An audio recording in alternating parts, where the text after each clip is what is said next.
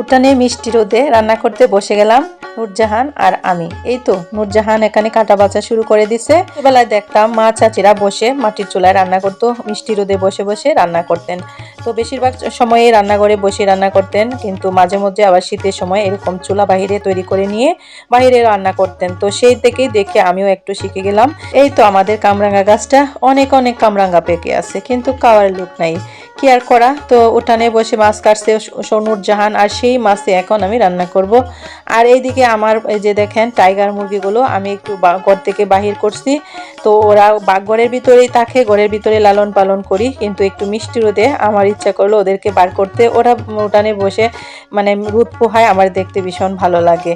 তো এই যে এখানে প্রথমে আমি ডাল বসাই দিলাম। আর এই মাটির চুলাটা কিন্তু আমি গত বছর শরীফের মারে নিয়ে করছিলাম। অনেকে হয়তো শরীফের মার কথা মনে আছে কিনা জানি না।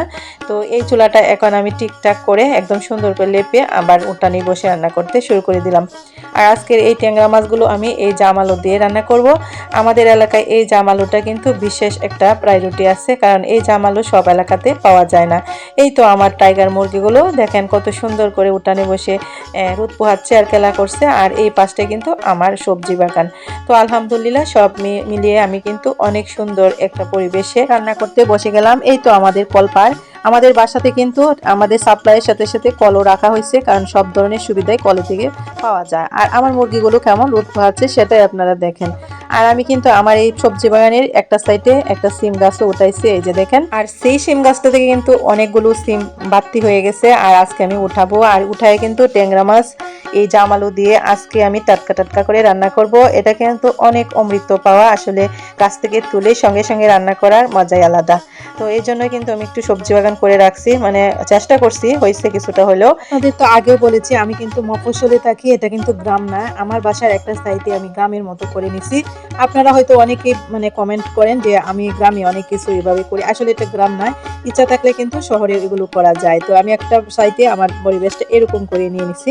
তো আমার সিম পাড়া হয়ে গেছে, এখন আমি রান্না করতে চলে যাব। আর এইদিকে আমার মুরগিগুলোর রোদ পোহানো হয়ে গেছে। আমি কিন্তু এবার এদেরকে গড়ে তুলে ফেলবো, কারণ বেশিক্ষণ রাখা যায় না রোদে, ওদের শরীরে অনেক গরম আছে।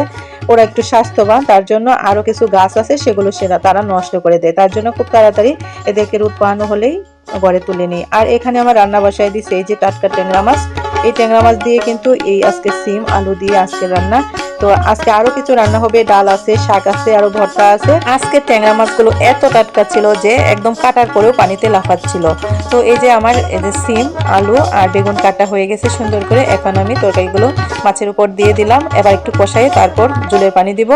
আর আজকে কিন্তু আমি সিম না, আমার গাছের বেগুনও ছিল, গতকালকে আমি বেগুনও উঠায় রাখছিলাম, সেই বেগুন দিয়ে আজকে রান্না করছি।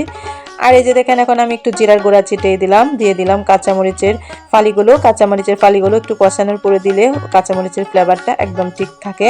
এই তো কষানো হয়ে গেছে, মানে প্রায় রান্নাটাই হয়ে গেছে, আর বেশিক্ষণ রাখবো না, কিছুক্ষণ রেখে নামিয়ে নিব। তো ভিডিওটি কেমন লাগলো, যদি ভালো লাগে অবশ্যই শেয়ার কমেন্ট লাইক দিয়ে পাশে থাকবেন। আল্লাহ হাফেজ।